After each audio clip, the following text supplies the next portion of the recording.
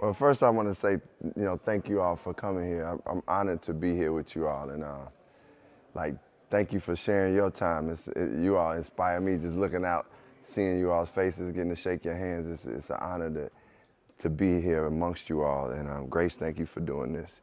And but I think to find for an artist or person to find their truth, like an artist is a person. So the most important thing is like, your truth is what you really love and care about and what you discovered throughout your life. It may be something that you loved when you were 7 years old. It may be something that you discovered when you're 16 years old. It may be something that you discover later.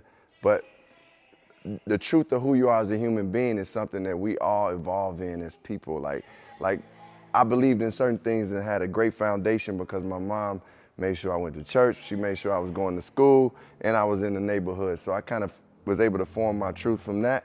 And that was my truth as a human being and as a young black man growing up in Chicago. But my truth as an artist, it came from that, and then it would develop in anything that I thought was quality. So whenever I looked at something quality, it could be a James Baldwin poem, it could be John Coltrane or Duke Ellington, or it could be Nas. And but when I was young, it was like the Michael Jacksons and KRS-Ones. So whatever was high quality, that was what I wanted to be at, and that was my truth of like, am I being like really true to what I love and what I'm created to be? And it's like, we all have a purpose here. We all are created, like each one of us here has a purpose. God created us to be, you are who you are because you came on this earth to do something special, to do something that's purposeful. And when you find like that truth, then you operate from that. And I operate from that truth. I do my best to operate from that truth in everything I do, whether it's me sitting there being able to talk to you all and just be myself, or if I'm in an interview and I'm talking to Oprah Winfrey, or if I'm like going into a meeting, or if I'm in my music and I'm creating something, I'm with artists that I admire, I'm still gonna be myself, or whatever truth I know to be great in acting too. So, I mean, I think that's the most important thing, knowing that your truth will evolve and you gotta find it and just keep knowing you'll find new things in it too. And as long as we live on this earth, you'll be learning and growing. That's what I believe, so that's where the truth is. Great. What do you think the stakes are if you don't listen to that truth? I think the stakes, if you don't listen to truth, if you don't listen to your truth, you have a chance at doing something that becomes, that may not be recognized first and foremost, because when you look at, like, I'll just take music, the music industry, and music out there now. If I hear a lot of records, and I don't pay attention to all of it, right? Sometimes I can't differentiate between if it's this artist or that artist. And I think when an artist finds their truth, they're able to stand out.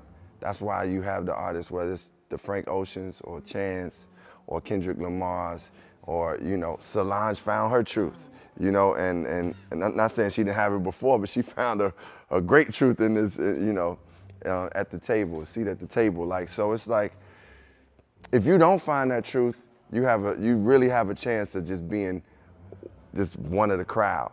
And also you have a chance at feeling like you've disrespected your spirit, your gift. Like one of the times that I was false with my truth was like, it was like I was out making records and stuff, and I'm true to the hip hop underground. That's where I come from. And it was artists that had come from the same place, but they were making big records. And my label was like, man, we need a single from you, man. You're doing this good underground stuff. And I remember I tried to cook up a single that was like, I tried to stay true to my raps, but it wasn't anything that came from my heart, and it came from my spirit and what I thought was the highest quality I could do. And when I came out with that record, it was just like, nobody paid attention. And at the same token, I heard some records like from Busta Rhymes at that time and all this that was like, oh, that's what the truth is supposed to be. He has spoke his truth, and I didn't, and I saw the difference. So you just feel better about yourself. You can go, you can look yourself in the mirror and go to sleep at night knowing that you're doing the right thing by standing in your truth. What is the most important thing for young artists to do in a time like right now? Well, I think one of the biggest things we could do as artists and as people too is just learn as much as possible. Like, make sure we pick up our information. Don't limit where we learn from. You know, like, it's so many ways. Like, I'm discovering so many new things right now, and it's like I love learning. It's important to learn, and once you learn, you able to, like, within your voice, know that your voice means something. You know, and you don't have to. I mean, it's important that you know that, like, when you do have a gift as an artist, or whatever gift you use to contribute to this world, it's yours, but it's actually there to improve the world, there to improve other people's lives. So once you get to that, like, that level of what can an artist do? Well, artists can find what their voice is and find who they want to be in this whatever their creative space is, and utilize that to benefit the world. That doesn't always mean it doesn't always have to be socially conscious. Every song ain't got to be that. Like, some of the best songs made is just like about heartbreak, about, like, you know, somebody losing their dog. It's songs that we listen to, you know, like that have come from just the truth of that person. I think the most important thing you can do as an artist is find that whatever you feeling and express that, and people will recognize that. If you give that to the world, it will relate to somebody in this world. One of the first songs I wrote that I recognized that, wow, man, I was just writing about, I've been through a situation of dealing with abortion, right? And I wrote the song because it was heavy on my heart. And like, after I put the song out, it was featuring Lauryn Hill, and it eventually came out. It was called Retrospect for Life. And I remember going to do shows, and people came up to me and was like, man, you know, I listened to that song and it made me decide to not have an abortion and to have my child. You know, and I was like, whoa, like this stuff good. And I was just telling my story. So, I mean, I think when you, like, reach that point within yourself where you just telling your story, you ain't trying to be like even if you like, I love a lot of artists out there, but I'm not going to try to be them. You know what I'm saying? And don't get me wrong, I started off, I was trying to do other people's stuff, but at a certain point, it's like, no, you gotta only just, if you could be you, that's when you really go shine. So. I think it's important for that, and know what your voice is. That's what the artist can do. And that's why I tell you to find as much information and learn as much, because you got to have something to say at a certain point, you know? And that's going to be your experience and what you talk about. And when you are really just dope, when you fresh, it just makes everybody else better. Like, when I hear an Andre 3000 verse, or hear a Kendrick verse, or like hear a song from Ye, or shoot, if I watch Kyrie Irving sometime, I'm like, damn, like they cold. That make me want to be better, you know? So it's like, and they not even preaching in their songs, you know what I mean? It's just like, they just being within their greatness. They just operating within their greatness, and that's what it boils down to. That's how you can inspire the world, just operating in your greatness. The song you just referenced has a sample. It's featuring you, and it's you and featuring Lauren, but the sample is Stevie Wonder. Yeah. And so I wonder about trajectory. Like, obviously you inherit some of what the generation before brought, but then you got rappers like that you mentioned, Chance, Taylor, No Name, Saba, a bunch of folks out of Chicago. So I guess my question is, like, what do you owe the next generation based on what you've inherited from the past? Well, I owe the next generation to first of all be as dope as I can be, because I want to, like, set a standard. Like, it's like, okay, yeah, I know y'all rocking to some of them songs on the radio, but this is the tradition of what we consider dope to be. And the reason why I think, like, any generation can rock with a Chance is because he studied the culture. He studied, like, he sampled songs from some of the songs from the 90s. He can reference certain, like, I hear him and Vic Mensa talk about artists from the 90s, and they know these raps. Like, if you get into a field, you need to study what's considered the great. And even if you like I'm gonna be for real, like, you know, when I started studying acting, I started just going back watching all the films that they said, these are the classics. I would go ask all my acting teacher and just great film directors and film buffs. And there was some movies that I would watch, like Citizen Kane, and I was like, dang, this is a classic, but I probably, you know, film students be like, yes, that's a classic, and they love that. But in my perspective, it was not like, I didn't love it, but I still knew it to reference and be able to reference it and know that like, okay, this is some of the origin and this is where things came from. So I think what I owe is to be, I studied the guys that came before me, and I still listen to what's now. I owe it to the new generation to be like, hold myself to a standard, hold them to a standard as far as when I'm listening. I don't listen to just, I can listen to stuff in passing when it's just like mumbling and blah, blah, blah. It's cool. I ain't got nothing against it because I'm rocking with some of it, but it's like, I don't just consistently listen to it. So my standard and my taste is good. It's like if you used to getting good home cooked meals that's healthy and good and they still good, that's what I try to digest when it comes to the art. So, I mean, I ain't gonna digest like McDonald's every day. I just can't, like in the music or in film or any other thing like that. So I think, I hold myself to that standard.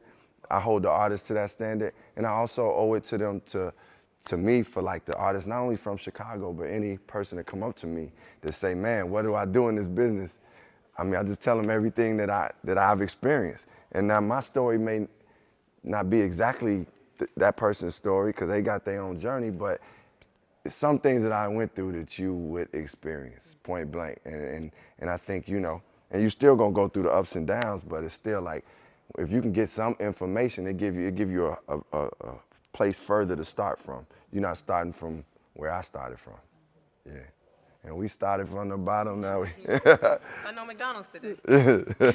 I guess my question is, so after your major release of like Water for Chocolate and your success that came with that, what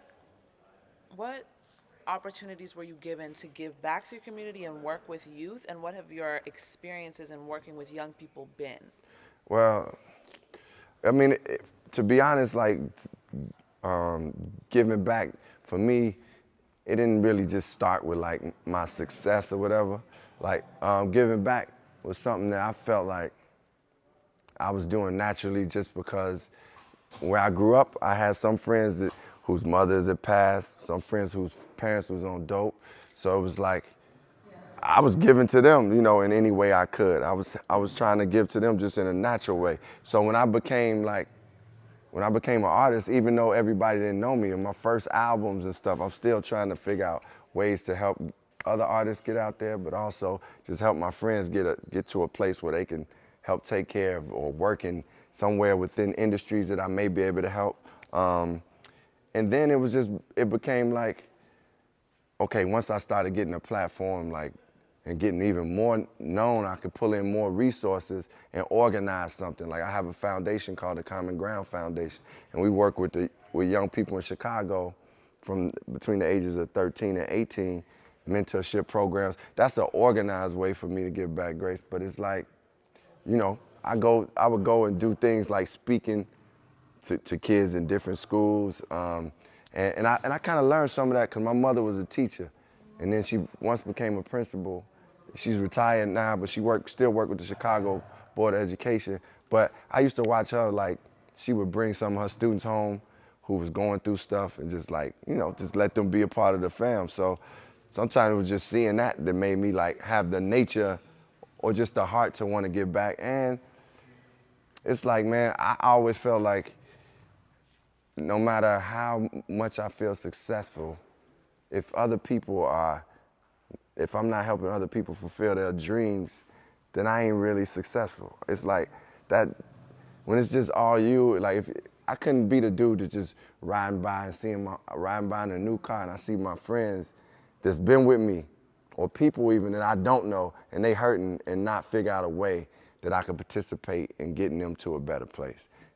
So the give back came through that, and I gotta say, like, it became even more active and more strong and more like of a dedication to it when I got to do the movie Selma, because it was just like learning about Dr. King and the women and men of the civil rights movement, like just learning how much like they sacrificed and dedicated themselves every day to like changing people's lives, to being able so that we could do the things we doing. So like that's what made me be like, I gotta just give back. And now, like, I mean, how could I be from Chicago and look at what's going on and not want to do something?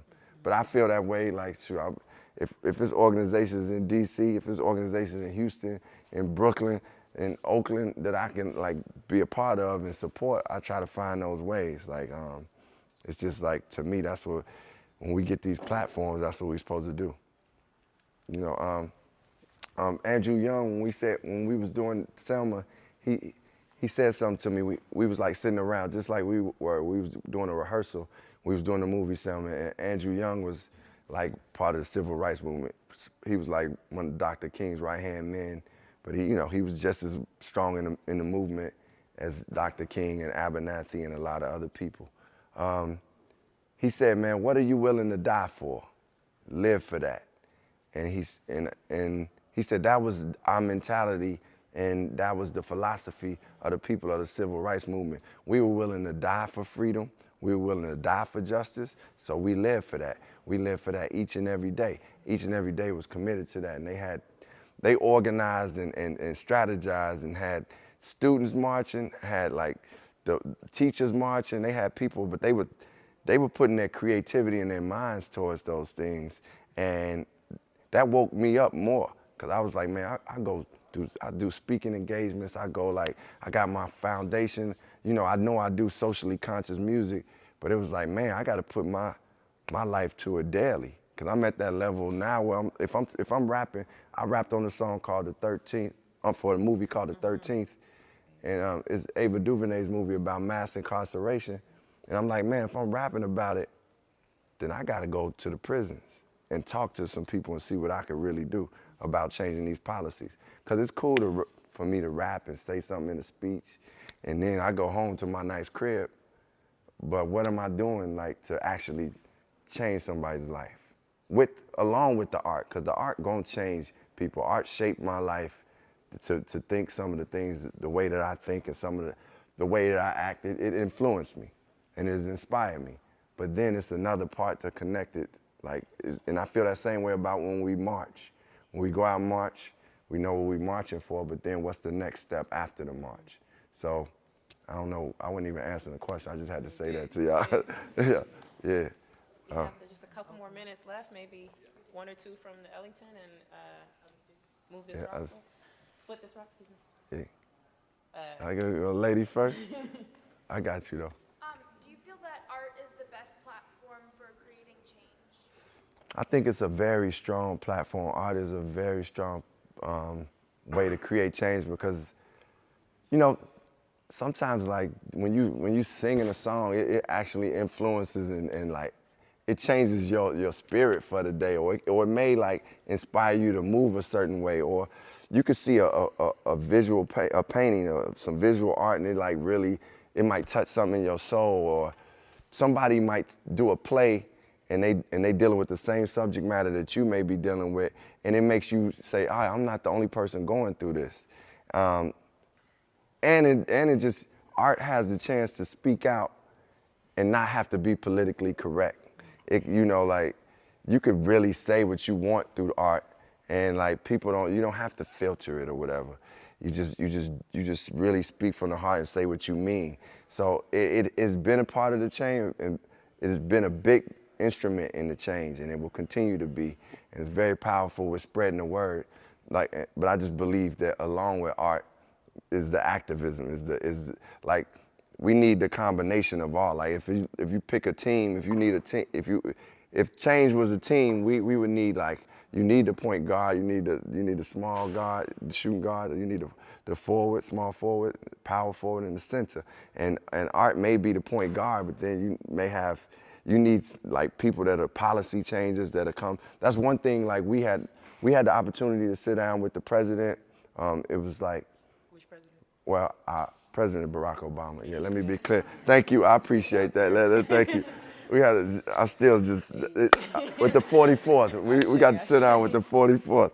So, and it was like myself, J. Cole, like Rick Ross, Alicia Keys, Chance, who else? Nicki Minaj, and it was a lot of great artists, Ludacris, Timberland, And it was there. We were there to support this program, initiative that President Barack Obama has called Our Brother's Keeper, My Brother's Keeper.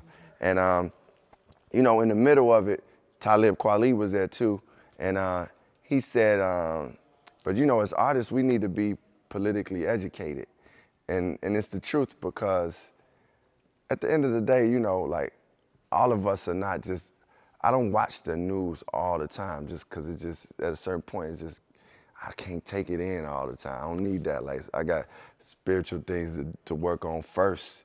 I got social things to work on, and I know that the news is certain things that I gotta take in. But anyway, the point being is, you gotta be politically educated too. So as an artist, like, if you're talking about creating change, then you gotta kind of know some of the things that's going on, and that's where you need the people that work towards that every day.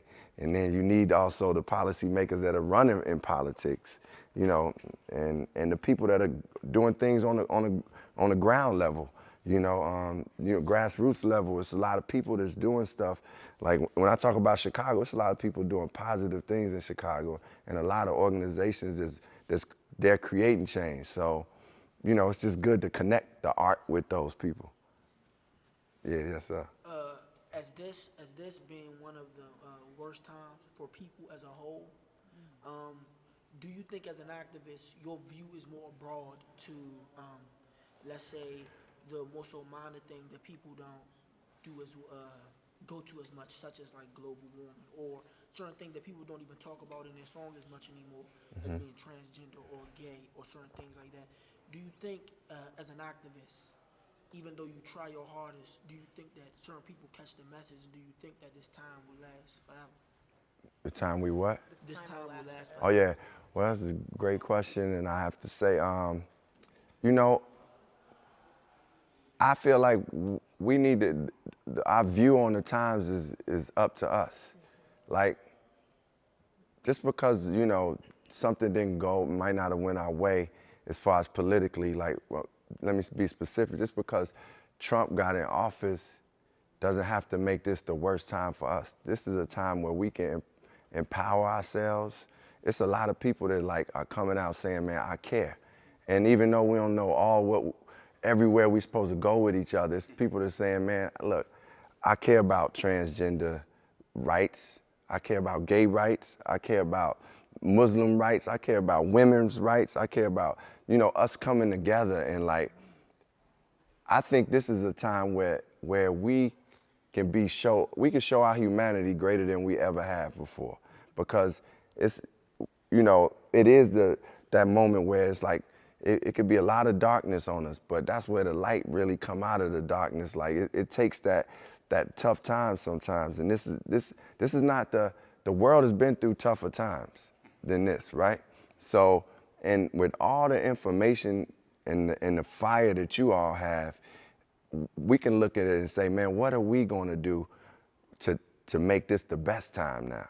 To start making this the best time for you all, for your elders, and for your future generations. And a lot of that, man, like, look, ain't no government bigger than God. Ain't no government bigger than the people. Like, the people we really actually control things and have an opportunity to change things, because everything is not going to be just government issue. I mean, point blank, they do affect a lot of our policies, but it's people that care and can come together and gather our resources and gather our creativity and gather our mind and start moving in a direction together. And I look at, sometimes I be looking at the whole cabinet and all those people. I'm like, man, they so trying to hold on to an old America. It's a new America here, and you all are the new America. And it's like, man, if you decide to say, man, we're about to lead these times about to be, like, we're about to change these times. They thought this was gonna be the worst time, but these are gonna be some of the greater times, by bringing up things about global warming and seeing what you can do about it.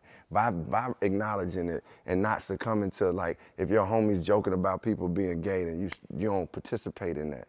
Like, it's gonna start, like, just with us, just like showing the love to one another, taking care of one another, figuring out how to keep money flowing for each other, making sure we educate each other and go hard within ourselves and for our families, so that we just kind of just continue to rise up together. So, I mean, I think, you know, as difficult as it may seem, we've been through more difficult times, and I think we're gonna be greater than we ever been. Yeah. One more question. All the way up. 6 more questions. I got you. How would you specifically help young artists be more successful? Well, I would help young artists be successful first by like listening to them and seeing what they're like, where they are gifted at and where they need to develop, and being honest with them and telling them, look, go to the shed, which is like old term for, like, that's what musicians say about just going to work on your craft. Go to the shed, go work on it. But if they already, you know, already at a great place, or even if they are at a great place, I still would suggest that they shed. But I would just talk to them about what their goals are. Like, where do you see yourself? What type of, where would you want to be if it was a dream path for you? Is there any artist that you've seen, but I know you go create your own, but is there anywhere you want to be that you would be like, man, I want to have this many records out at this time. I want to be heard in these places. Because a lot of it is really just you putting your vision out there and start working towards those goals. Like, that's all I do, man. I'll be like, okay, I see myself doing this amount of films. I'm about to work on it. And I get turned down all the time, man. And you know, they sometimes say, he don't have the chops for this, or he not good enough for this. But I just, you know, I get disappointed. I go look in the mirror like, dang, I can't do that. But then I get right back up, man, and be like, I got it. I got it. I know I got it. And I just keep working at it. So I would always tell the artists to keep working at it, figure out places where they can go out and get their stuff heard. I don't know if it's music or not, because obviously you're an artist, right? Yeah. So it's like going out, getting, like, after you got that music together, going out performing, being at places where it's like just music around it, like, you know, saying, like, not seminars, but different conferences or whatever that they have music, so you can meet people, intern in places, like with musicians. That would be some of the first suggestions I would say for young artists. I guess we should take some more if we got enough time. But yeah. One more time. I gotta take yes. Yeah, you with the fatigue, yeah. Okay, what's the most important thing that you've learned about yourself through like the films that you've worked on? Good question. I think the most important thing I learned about myself is that I really am capable to do great things. Like, because I started off as an actor, like, late. I started, like, when I was 25, 26. And, you know, I noticed the growth, and I noticed that it takes work, but I'm willing to work. And I noticed the times where I could see myself in certain movies, and I'd be like, man, I sucked in that movie, man. But, you know, but I know that I'm capable of getting there. So, and I've learned that through experiencing those things as an actor and saying, okay, that wasn't as good, but now as I keep putting in this work and I keep training at it and I keep, like, digesting the craft and becoming more confident in it and going to classes still, you know, I see that I'm capable of being a great in it. And also, I learned more humanity, like, as an actor, because when you're an actor, you deal with certain emotions that you don't deal with every day. Like, that's why I really want to take acting to some of the neighborhoods, like in Chicago and just here and like different places, because in acting I got to express things that I never would, even in my music, because in music sometimes I still was keeping my macho, you know, and it's like, well, I made love songs, but you know, it still was me just being like, okay, I'm a Southside dude. This is what it is. Hip hop had that type of energy to it anyway. But as an actor, you gotta be, you're gonna cry, you're gonna go through these things, and it just makes you feel more confident as a human being to be that side of you too. So I take 2 more, I guess, with the Gender balance. yeah. Yes. the young lady. Top knot. Yeah. The new artists in Chicago and like Chance the Rapper, and how do you feel about like the positive impact they're having on the city as a whole? Well, I'm really inspired, and there's a lot of good artists coming from Chicago, like Chance and No Name and Vic Mensa, Sir the Baptist. And I loved like some of the dudes like Lil Bibby and Lil Herb or Herbo G. I love them too. So I feel like one thing I love about the Chicago artists is that we don't, you can see like the diversity in us. Like, I don't think, Kanye doesn't sound like me. Chance doesn't sound like anybody. Lil Durk don't sound like anybody, you know what I'm saying? Like, and Lupe didn't sound like, No Name don't sound like nobody, right? So it's like, people kind of be themselves. Like Lupe came out on his skateboard, you know what I mean? And I don't know, Lupe probably came out when y'all was like, how about? Which came out 06. Yeah. So y'all like, yo, whatever. But the point is, like, the artists show a diversity, and I like that. Yes, sir. I just simply wanted to say thank you, and I appreciate you for the respect that you show women through your music, through your words, and through your actions. I appreciate that. Thank you, bro. Thank you, bro. Yes, sir. I wanted to know, how do you transition as an artist to actor, to social activist, and rapper? Well, I think, one of the most important things to do is find things that you're passionate about. If you're passionate about it, like, man, you're going to want to do it every day. Like, I get up every day, I'll be wanting to write songs. I want to go do a scene, like I'll be reading scripts just because I love to do it. And this is fulfilling for me to be able to sit and talk with you all. Like, this is like the thing that takes it to the level where it's like, okay, I'm doing what I'm supposed to do. Like, and so I think it's identifying those things that you're passionate about. And I started in hip hop, and that was just my way of expressing myself, being an artist in rap, being a rap. But then it was like, I always loved theater, I always loved movies.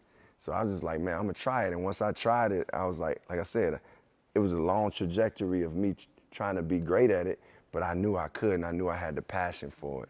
So, and then as an activist, it's just some of those things they just gonna be natural to you. I think one of the most important things that we can do as artists, as professionals, whatever job we wanna choose, is to find something that we really passionate about. That's kind of like, it's operating within your purpose, Because if you're operating within your purpose, it's just like, people recognize that, but you recognize it, and you like you just love it.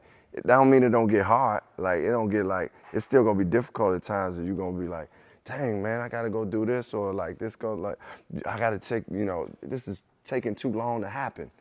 But, Khalil Gibran in the book The Prophet said, work is love made visible. Work is love made visible. So when you really love something, it's not work, And I think it's important to identify those things. Yeah. Yeah. After hearing like how you rap and your style of rap, it's obvious that it's like lyrically dense.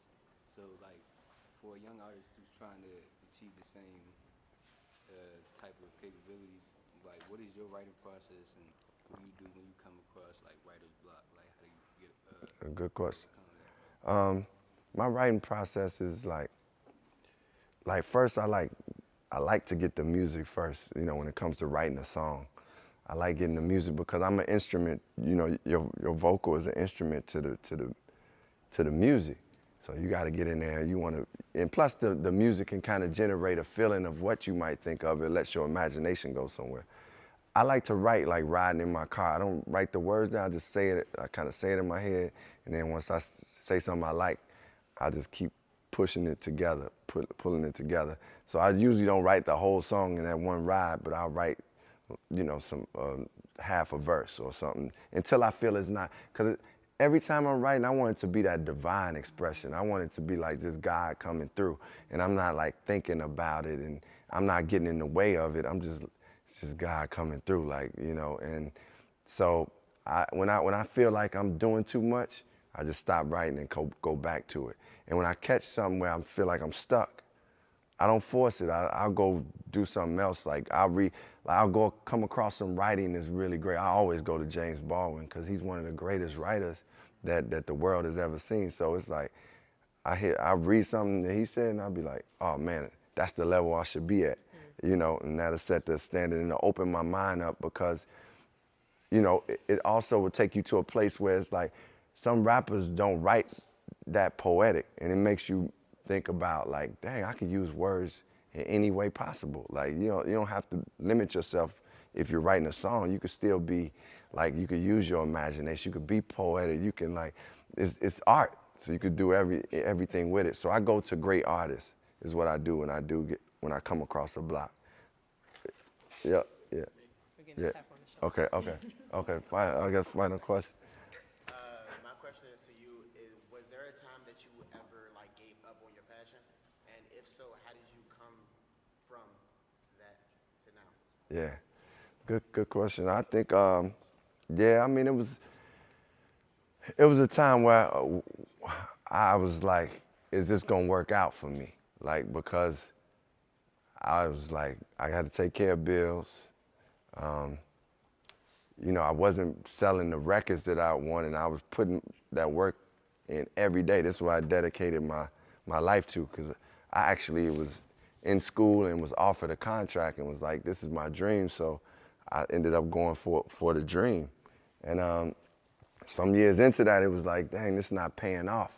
I love this, but it's not paying off. And it was a lot of other stress too, because, you know, once you come out and something like, even if you get a little light, I was still like, I wasn't selling millions of records, but all the people started coming and being like, yo, I need this, I need that, and I need that. So it was like, you know, all that pressure and the pressure just to make it and survive and see if this is gonna be a profession.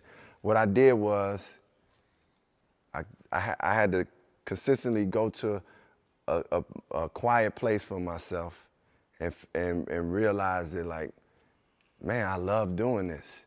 So, and like, if I keep at it, it's gonna happen in that way. I just gotta really believe in that, and also know that, I still had to create ways to survive. And I mean, even I'm saying within the music industry, I still would make sure I'd go do this show here, or go do this thing, like write this piece for somebody, or, you know, and work I didn't have to work a job by the time I started releasing records, but I actually went back to school to learn more about music theory when I was releasing records, because I knew that I needed to improve if I wanted it to be my profession. That time of giving up, I just honestly the time of thinking about giving up, I just honestly just remembered what my purpose was, just took some time to myself, didn't let the world or even my friends just tell me. It was like that choice and that gut feeling of, this is what I'm supposed to do. This is what I dreamed of doing, and I'm going to do it. Even if I got to work a job until it gets to the point where I can do it and just make a living and create other things, but this is my passion. So let me stick with it. And you know, you got those talks with God, man. You gotta have those talks with God and know like that's what you're here for. And when you kind of know that that's your purpose, it's like, you know, I mean, it sounds crazy, but you know, if you create it, as much as I know I'm a black man, as much as I know I'm an artist too. You know what I'm saying? And I can't give that up. I can't change that. Like, so what am I gonna do? I'm gonna embrace it. And even when it's hard, just like it's hard sometimes for us as black people, and it's been hard sometimes, I'm still gonna keep going and keep my eyes on the prize. That's what I always, that saying is real is real. Keep your eyes on the prize. Thank you all, thanks y'all.